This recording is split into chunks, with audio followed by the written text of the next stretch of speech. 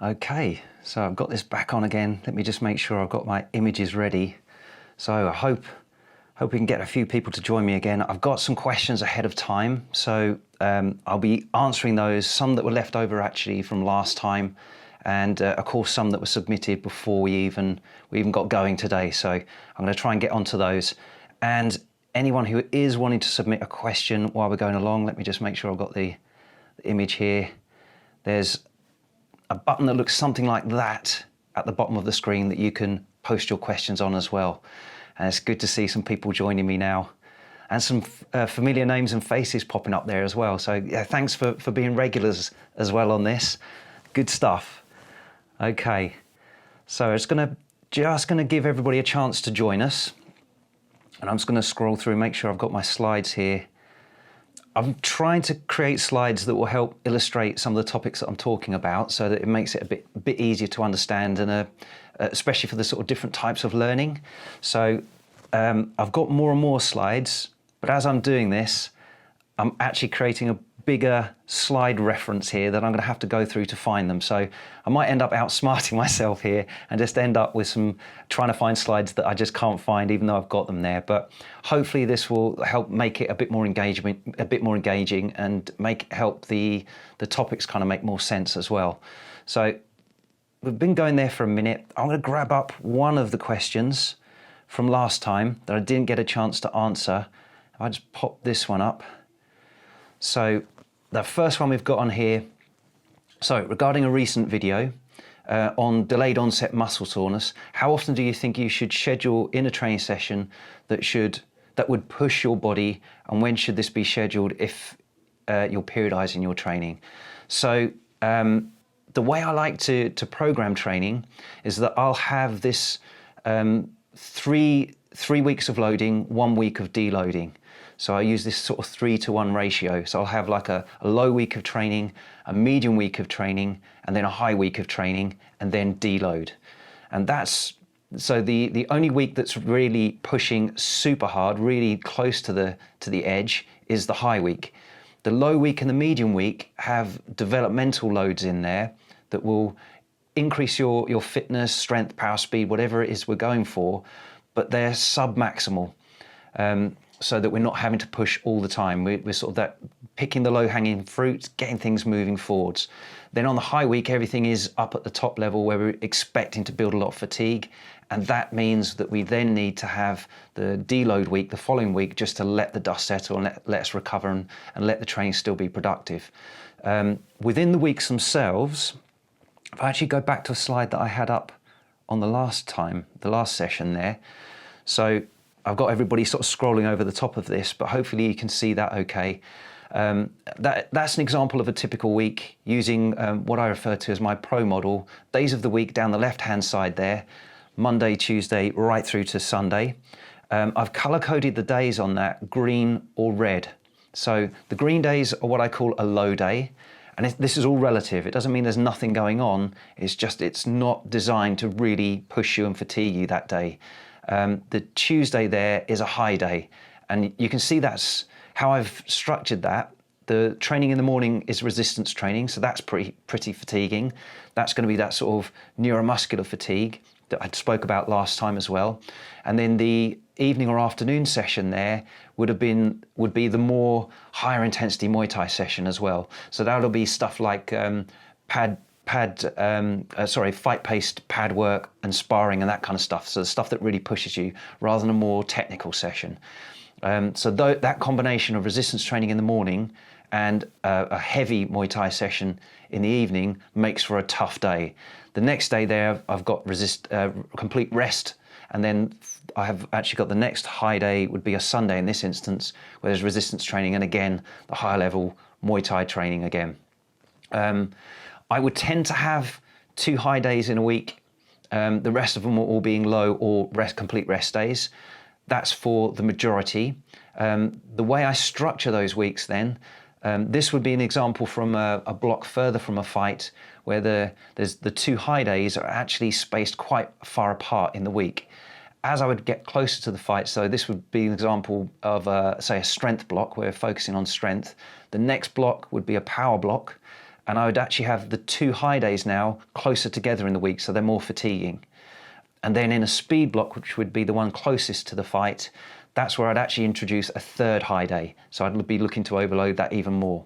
And I might even have the 2 high days back to back, so we're really pushing. But then I'd make sure I have enough rest after that. So that kind of gives you a structure on the weekly structure. Low, medium, high, and then deload. So we've got that stepping up, then stepping back. But then also within the week, even if it is low, medium, or high, we have low days and high days, and that's the way I personally structure it. This sort of high-low model is really quite effective for fighters, I find, because we're actually quite rubbish at knowing the difference between a low, medium and high training session. They all tend to become high. So I like to push it so it's hard, so it feels hard, and the next day you actually want to rest, so therefore it becomes low. So it's a bit more binary.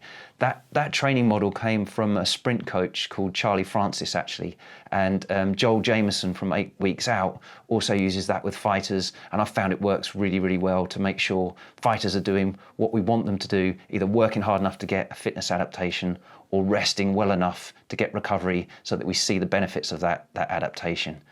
So that's that one. Let me go on to the next one. Let me just see. So another one really to do with the sort of programming training or periodization here. So although skill and fitness are essential throughout training, do you think it's more important to focus on getting good fitness base outside of camp and then focusing on skill training during the build up to the fight? Or is it better to focus on fitness during the camp and acquire the skills out of camp? Again, I use this kind of concurrent or conjugate training model where we're training bits of everything all the time, but it's just the ratios of all of this that we vary depending on where we are in the fight camp. And there's another slide I've got which will help kind of explain that, if you can see that one. So that's quite a tight, tiny one, but working from left to right there at the top are the main blocks of training that we'd have between the fights. So the first one is strength, where the conditioning focus is aerobic power that we've got with that. The next one is explosive power, and then the final one is the speed and power endurance block. The relative ratios there, I don't know if you can really see this. I've got strength and power are the 2 blue bits at the top. Then we've got green, which is the aerobic conditioning. And we can see how the proportions shift and change as you move from further out from the fight camp in block 1 there, in the mesocycle 1, up to number 3, which is closer to the fight. And down the bottom, this was the bit I wanted to show you. So we've got a Muay Thai focus, and I've got people's names and comments and waves and things scrolling over the top of this. But the technical focus there, you can see there's a higher technical focus further from the fight, and then that kind of diminishes as we step in closer to the fight, and I'll explain what the difference is here in a moment.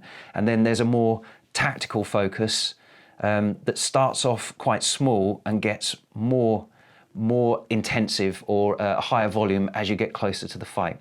So in parallel with that, we've also got the sparring side of things. So that starts off as being less important further from the fight and becomes much more important as you get closer to the fight, because that's the most fight-specific training that we've got.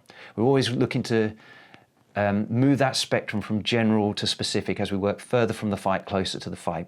So a lot of the Muay Thai training would be more bag work based, pad work based further from the fight, with a proportion of it being sparring, but that kind of switches as we get closer to the fight, where we prioritize sparring as being our conditioning focus as well, as long as you've got sensible partners that aren't going to injure you, of course. And the bag work drops away. Pad work becomes more important as because again that's more sport specific, more specific to fighting than bag work is. And then as we get closer to the fight, it's just pads and mostly sparring to keep all of that going. So back onto the technical side now. To describe what I mean by technical training in Muay Thai for me would be learning new techniques. So throwing that round kick with better form, better balance, returning to balance before, during and after the kick, all that kind of stuff. Almost individual techniques. and that would be the emphasis further from a fight.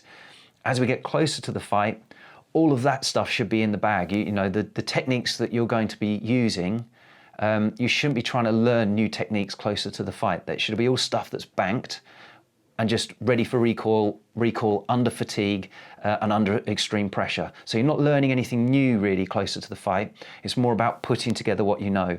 And that's where the tactical focus revs up. And that's that orange bar chart and in between the two sections there at the bottom in the Muay Thai. So the tactical focus becomes more about fight styles, ranges, all this kind of stuff, and how you're putting together your combinations of your techniques. So it's less about the technical know-how on how to do the movements and more about how you're putting it together to create your fight style and in a way that overcomes your next opponent, whoever that is, if you know too much about them. So that's kind of how I work that. So you can see the different aspects have got a different importance depending on where you are relative to the fight there. So rather than think of it inside fight camp or outside fight camp, this all represents one big fight camp here. It's just your focus and emphasis should shift really. So that's that question. Let me just check, is there any others that I've got? Let me just grab this one. So, dips or pull-ups. So for Muay Thai, I don't really like dips for fighters. It's not a very sport-specific pattern, just kind of pushing straight down. Pull-ups definitely is a sport-specific pattern when you're looking at clinch work and that kind of thing. And also, if we're looking at especially striking fighters like Muay Thai, we get a hell of a lot of pushing movements already when we're working all the press-ups that we get given as muscular endurance in the Muay Thai sessions themselves. Every time we're throwing punches, there's a hell of a lot of horizontal pushing going on, or a lot of pushing in general. Not so much on the pulling. So we tend to be a bit lopsided on pushing compared to pulling. So in strength and conditioning, always looking to plug the gaps. Working the pulls is a very good way of plugging the gaps, and pull-ups is the king of the pulling movements as far as I'm concerned. So definitely pull-ups for me. The other thing I'd just say with dips, both myself and a lot of clients and athletes that I've been training, dips tend to be one that people get wrong and end up not kind of packing the shoulders properly, and then ended up kind of shrugging up as they're doing it, and that puts a hell of a lot of pressure into the AC joint and can end up kind of separating people's shoulders. I've done it, I've seen other people do it before I knew any better, and it's just an injury risk. So as well as being a pattern that's not very sport specific, it's also one that can kind of injure you quite easily, so if you're not doing it very well. So that would be my answer to that one. Let me just see, have I answered this one? Right, no, I haven't. Okay, so what are your go-to piriformis stretch, mobility, strengthening exercises for Muay Thai? So the piriformis muscle, so I don't tend to often really target muscle groups specifically. I'm more thinking movement patterns and stuff like this. So it's only really when there's injuries that affect specific muscle groups that I then go into those sort of specific muscle groups. But to give you an idea, so piriformis, how I address this generally in programming, as a stretch, that would be something like a pigeon pose from yoga, if you know what that looks like. So you've got one leg out behind you straight, if you're sort of in a sat down upright position, one leg is in front of you with the knee bent and the hip in towards your groin, and you're gradually taking the heel out away from the body to crank that knee out with the ankle in. So you're going into that external rotation. As well as that one, if that one's a bit aggressive for people, I actually like to do it where I do that same position, but with the leg loaded up onto a bench, a weight bench in front of me. So I'll park the leg in front onto that, rest my ankle or my shin laying across the bench, and sit down into it with the leg behind me out. That allows me to kind of gesture into it a little bit more, and I found clients tend to like that one.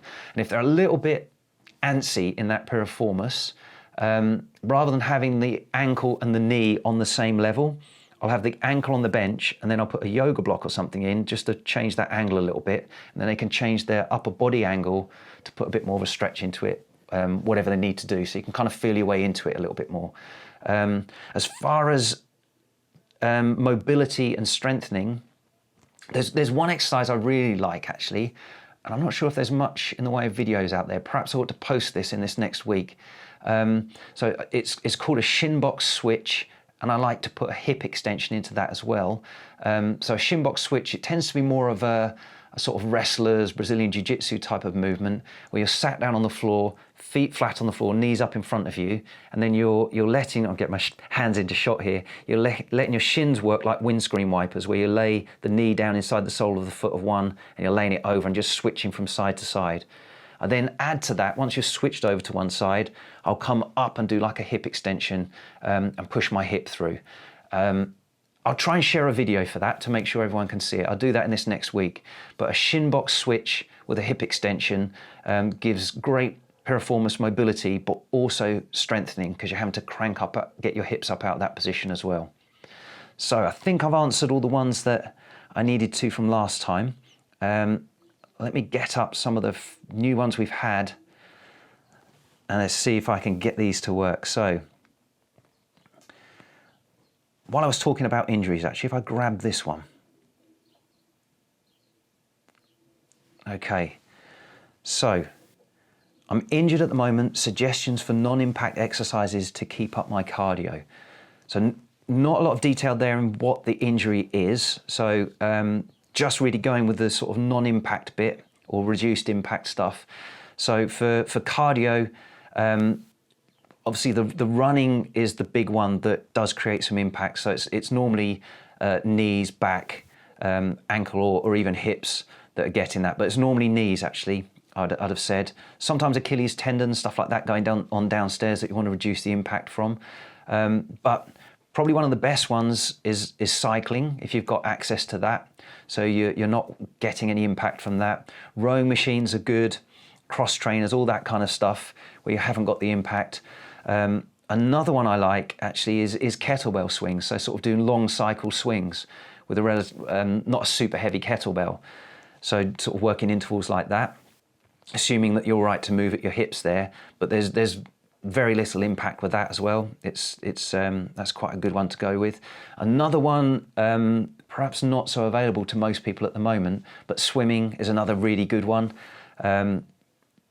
If you've got a pool at home, actually there's a guy that I'm training on one of the private lockdown programs. He's got a pool at home. We're doing a lot of his conditioning work in there. So we're actually doing shuttle runs in the pool with the water to the right depth.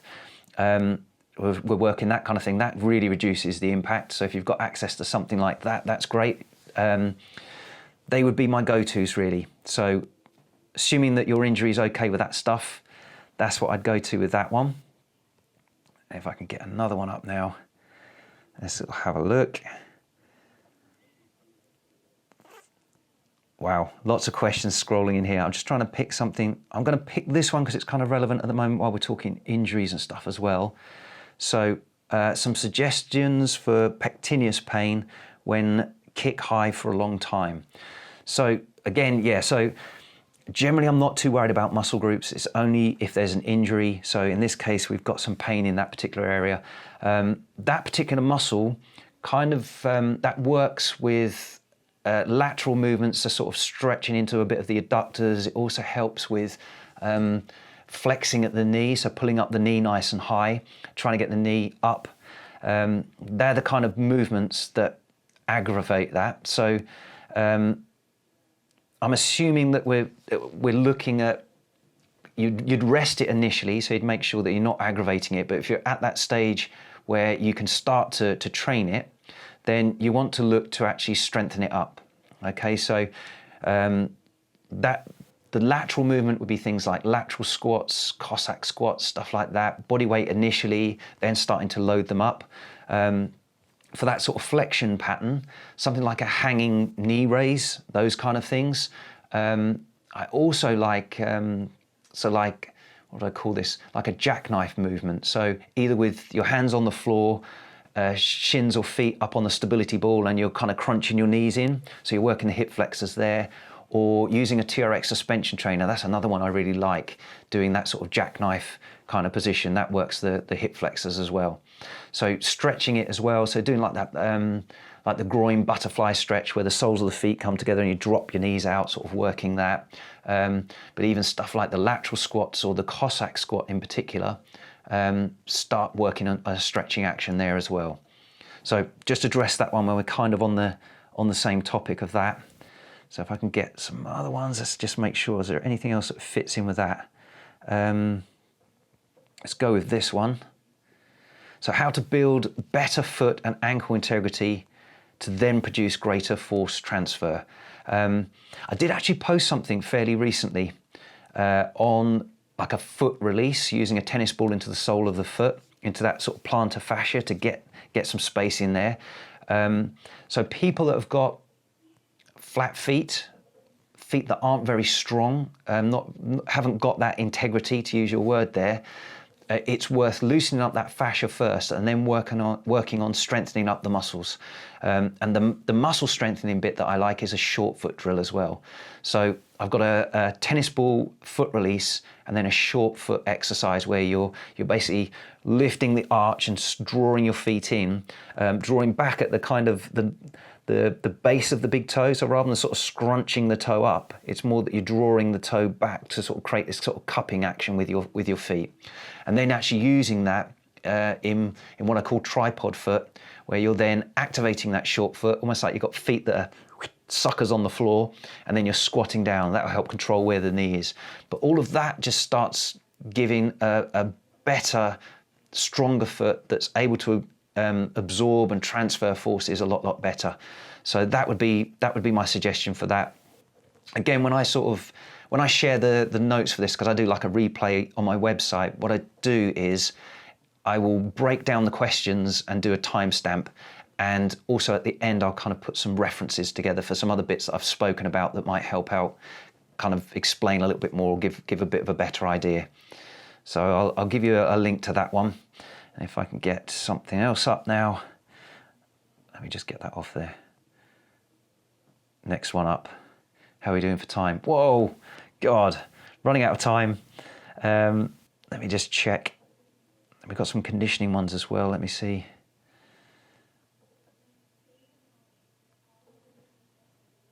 Let me get this one up. Sorry, I thought the body can only adapt to one thing at a time. What am I getting wrong? Yeah, so what you're looking to do, so with this whole concurrent training model, what we're looking to do is expose the body to multiple different stimulus or stimuli, but what we're looking to do is that there's not an equal volume or intensity of all of them. So each block will have a degree of strength, power and speed in it, but the mix of that is shifted to predominantly focus on one of those. I actually focus on two things in each block, and that will be a neuromuscular training adaptation. So that will be strength, power or speed. That's one thing, and that's the resistance training. And then the other thing I'll focus on is a cardio conditioning aspect. And I'll marry up the cardio conditioning to match or at least not conflict with the neuromuscular training that we're trying to do. So we make sure that we're not sort of cancelling out anything.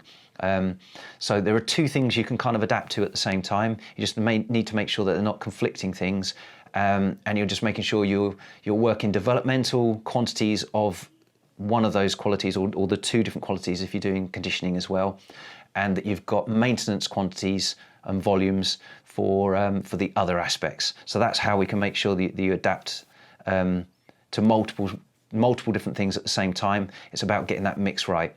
This is where, for fighters, planning training is pretty tricky.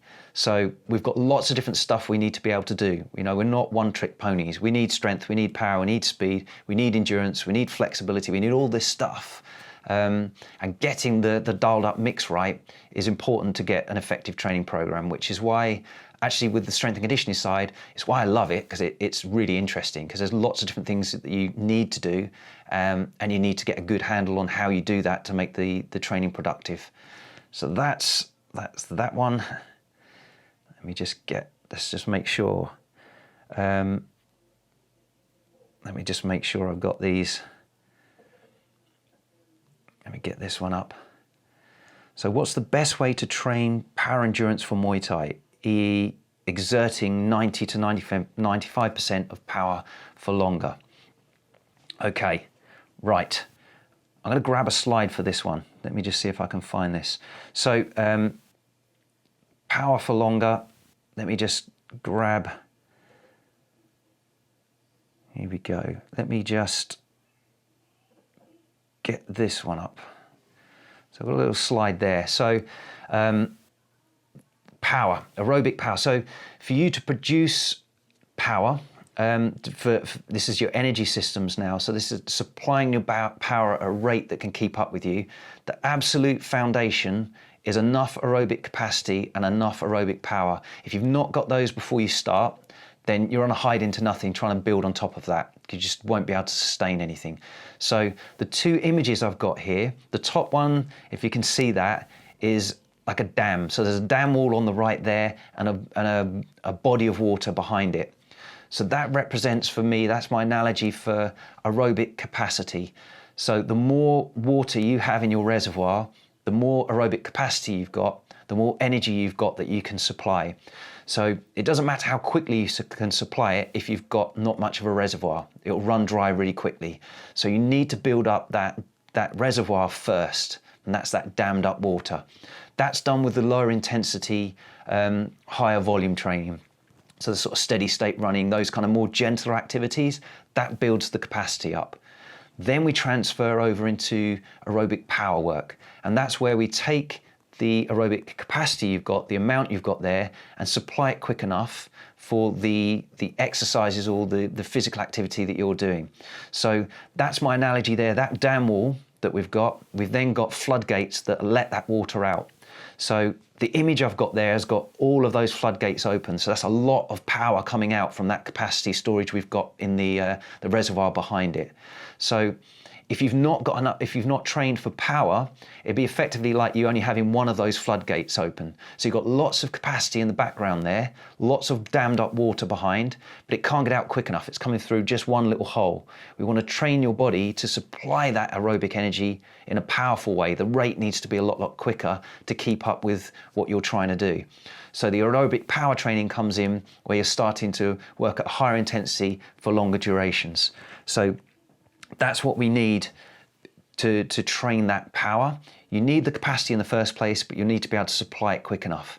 How that actually looks to a fighter, let me just get this up. I'm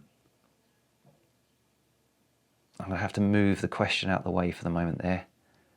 There we go, so I can see that. Hopefully you can see that graph is a little bit fuzzy, to be honest here.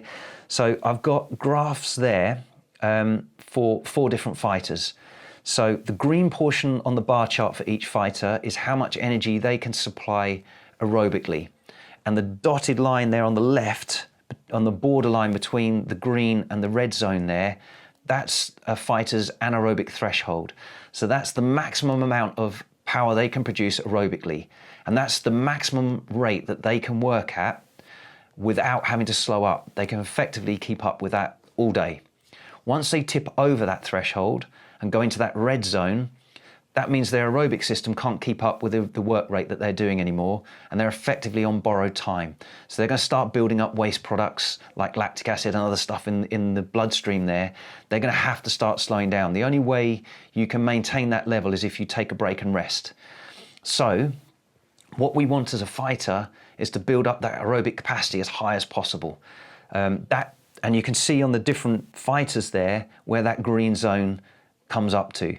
So some fighters, if I compare for the ease of looking on the graph here, fighter 1, which has got the blue dashed line on there, to the final fighter on the right hand side, if you look at where their green zones come from, okay, the fighter on the right there can work at a much higher rate, and I can't actually see what the numbers are on the side there to give you, because everyone's comments have come over the top there.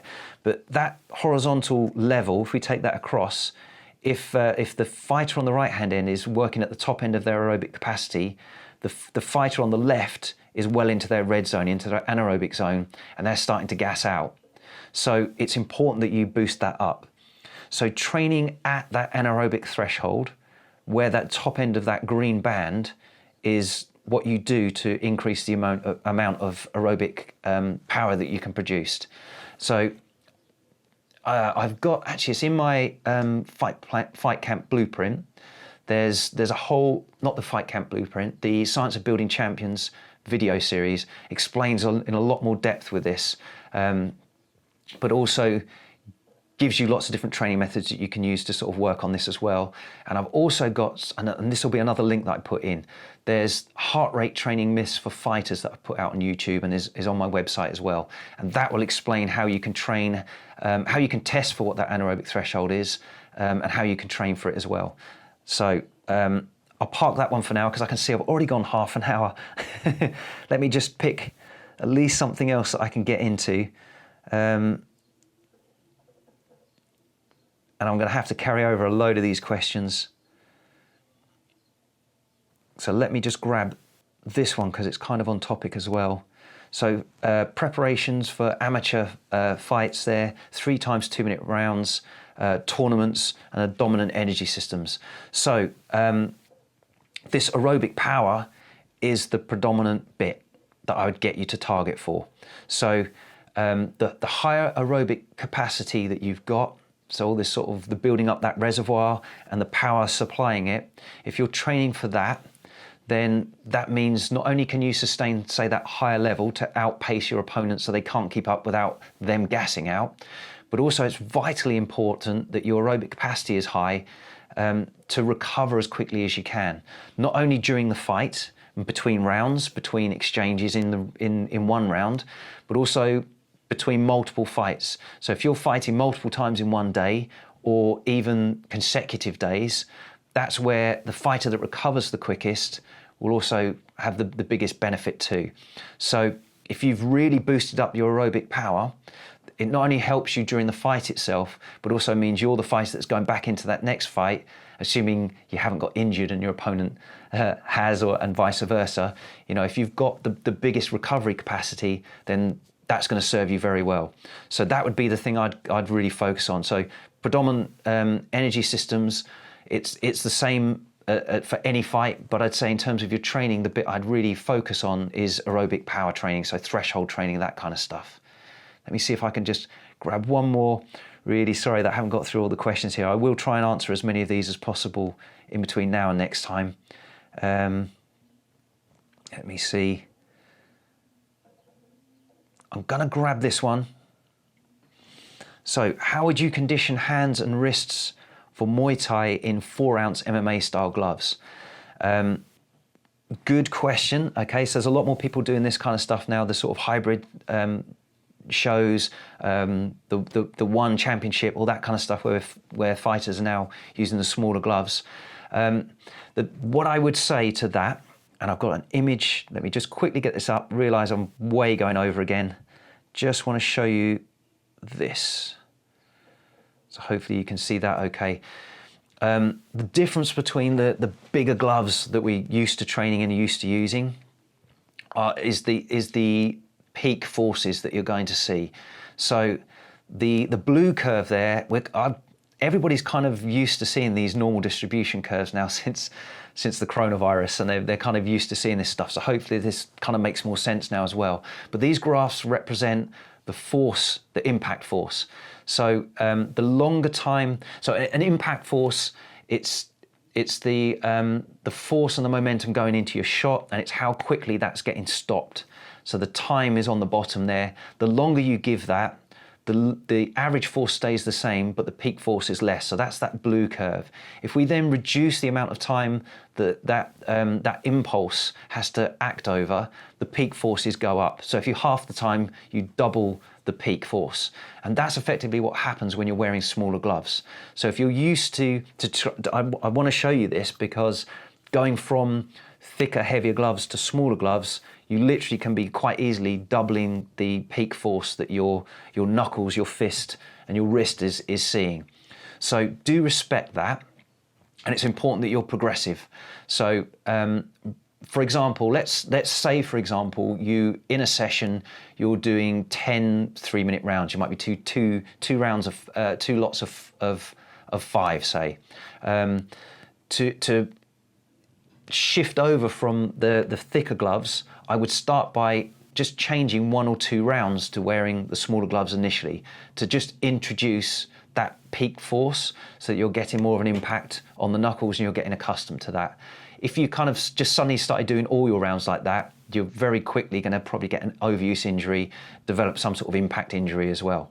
So it's give your body a chance to adapt. So rather than sort of changing everything, step change, and just doing all your rounds like that, just feather in with 1 round, 2 rounds, 3 rounds, do more rounds, and then in the smaller gloves and build it up. But the rest of them, the majority of them, are still in the bigger gloves. The other thing I would do, so to actually work on stabilization of the wrist itself, if you're doing your strength and conditioning work, then you're working those gripping muscles, you're stabilizing the wrist a bit more as well. But what we also want, I really like to stabilize it in compression for the punches as well. So things like bottom-up press using a kettlebell, so where you're holding the kettlebell handle on the tops up that way and you have to stabilize it, that's really going to work the strengthening in the wrist. And bottom-up Turkish get-ups, those kind of things. So some ideas there. I like to work the strength in the wrist in the same way that we use it in the punch. So we work the wrist in a sort of isometric way where it's not changing position. We don't want it sort of buckling when we hit. We want to sort of hold it and get used to holding nice and straight. So stuff like the bottom-up press, where you're really having to work it and working on keeping it stable, is much more sport specific, has a better transfer into stabilizing your wrist in a punch, as opposed to sort of doing wrist curls and all this kind of stuff where you're moving it. We don't actually do that when we punch. We just kind of lock it and stabilize it. Obviously the technique, just make sure you're connecting with those 2 big knuckles that line up with the wrist, so you're less likely to break anything and not these 2 small ones that are just going to move around and break your hand anyway. So keep the technique right. Massively gone over here, I just realized that. But keep the technique right. Gradually increase the volume of small gloved pad rounds that you do, and bag rounds if you're doing that, and work on the isometric strength in the wrist with things like bottom-up presses. So I'm going to have to finish it up there. I've got tons more questions there. This is getting really busy now. I'll try and answer some of these in between now and next time as well, rather than sort of carrying some over. And thank you to everyone for joining me. Hopefully that's been useful. I didn't really need too many slides on this one because I went a bit off track. But I'll see what I can do between now and next time. And I'll sign off for now, and I'll give you a replay as well, and we'll get this uploaded. So bye-bye for now, guys.